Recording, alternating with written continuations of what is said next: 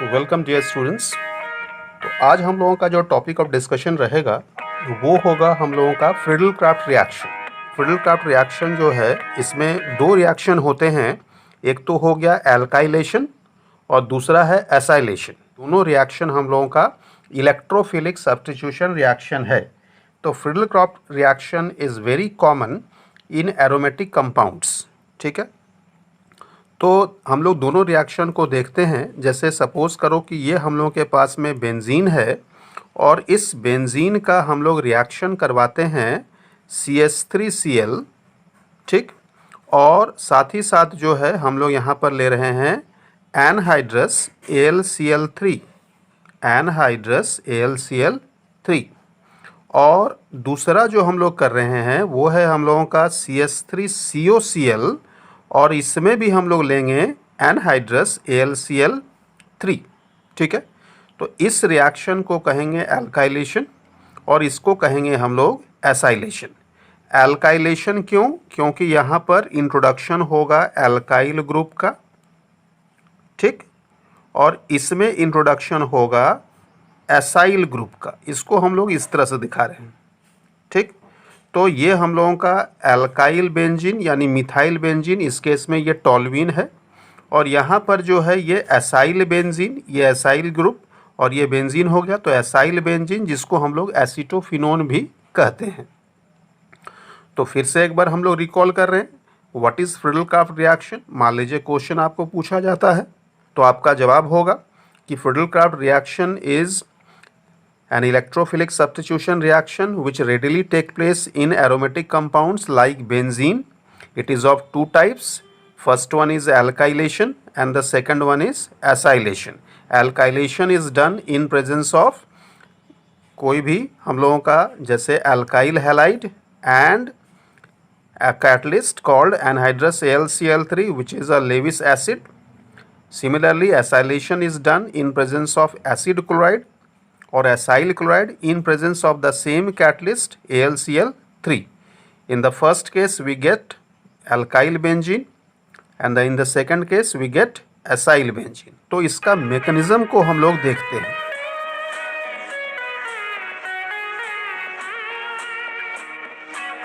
Mechanism के बारे में समझते हैं कि mechanism of alkylation and acylation कैसे होगा।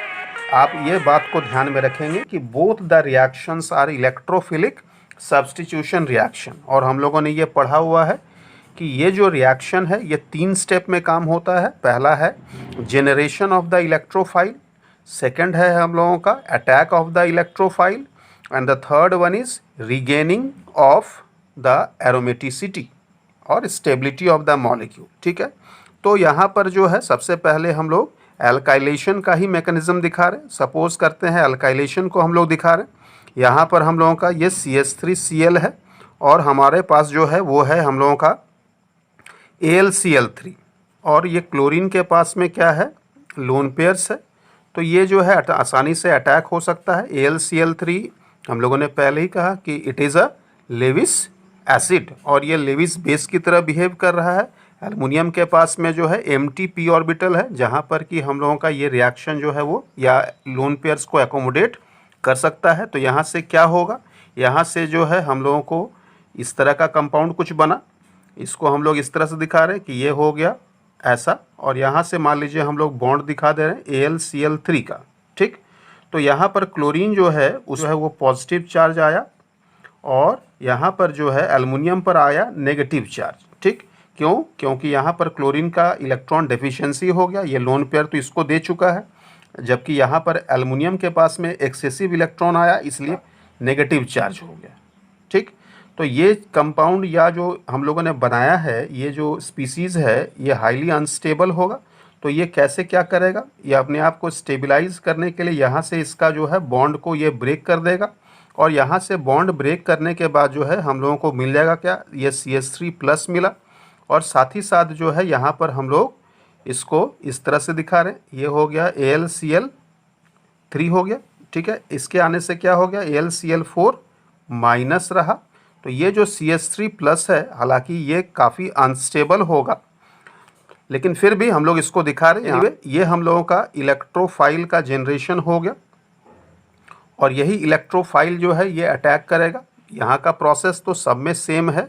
यहाँ पर जो है हम लोग दिखा सकते हैं कि ये हम लोगों के पास में बेंजीन था और ये CH3 प्लस था। यहाँ से जो है ये अटैक होगा और ये सिग्मा कॉम्प्लेक्स बनाएगा, जिसको हम लोग इस तरह से दिखा रहे हैं कि ये H हो गया, यहाँ पर CH3 हो गया और इस जगह पर पॉजिटिव चार्ज आएगा।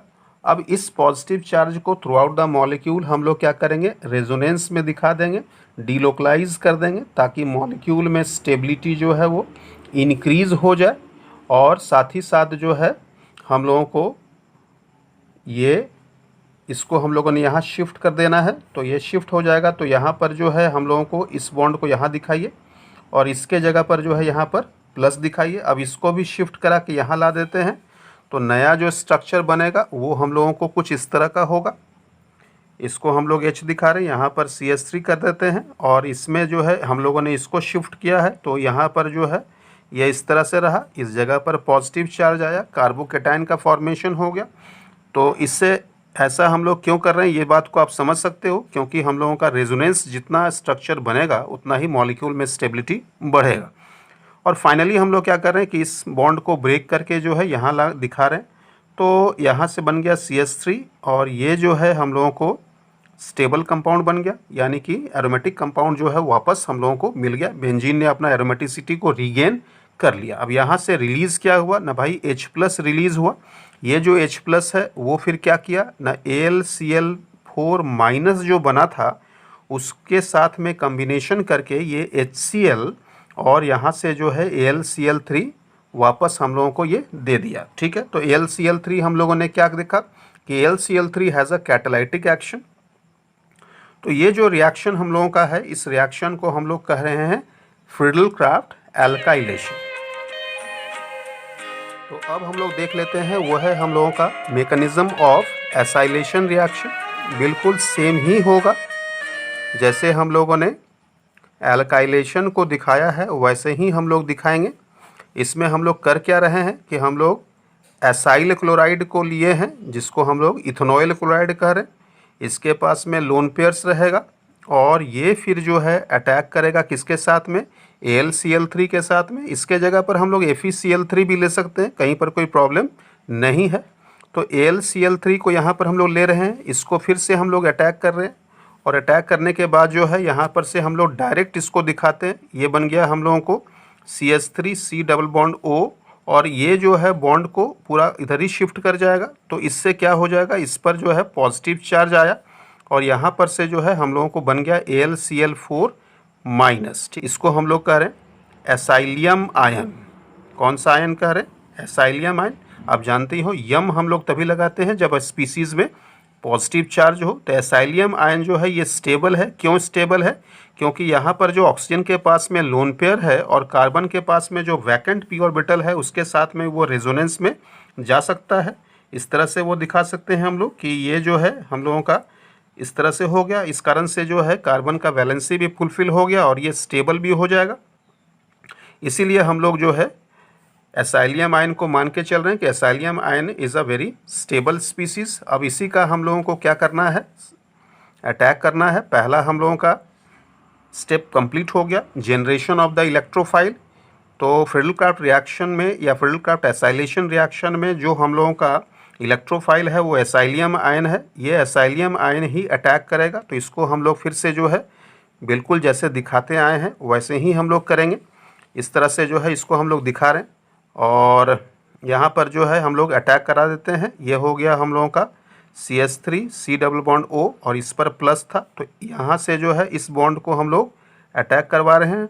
तो अटैक करवाने से क्या हो गया, इसका एरोमेटिसिटी जो है वो डिस्टर्ब्ड हो गया। अब एरोमेटिसिटी डिस्टर्ब होने से जो है मॉलिक्यूल में पॉजिटिव चार्ज आया। अब इस पॉजिटिव चार्ज को जो है हम लोग डिलोकलाइज कर देंगे। तो डिलोकलाइजेशन से फ़ायदा ये हो गया कि मॉलिक्यूल में जो है स्टेबिलिटी बढ़ेगा, क्योंकि ये रेजोनेंस में जा रहा है। और यहाँ पर पॉजिटिव चार्ज को दिखाइए और पॉजिटिव चार्ज को फाइनली जो है इसको यहाँ से दिखा करके जो है हम लोग सारा का सारा मॉलिक्यूल्स में फैला दे रहे हैं।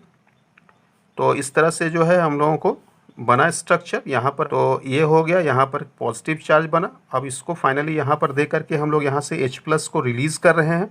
जैसे अल्काइलेशन में हम लोगों ने दिखाया था बिल्कुल वैसा ही है, सिर्फ ये डिफरेंस है कि उस केस में हम लोगों को जो केटायन था या कार्बोकेटायन बना था वो था हम लोगों का मिथाइल या फिर एल्काइल, जबकि इसमें एसाइल बन रहा है। ठीक है, क्लियर है। तो यहाँ से जो है वापस हम लोगों को ये एरोमेटिक कंपाउंड मिल गया।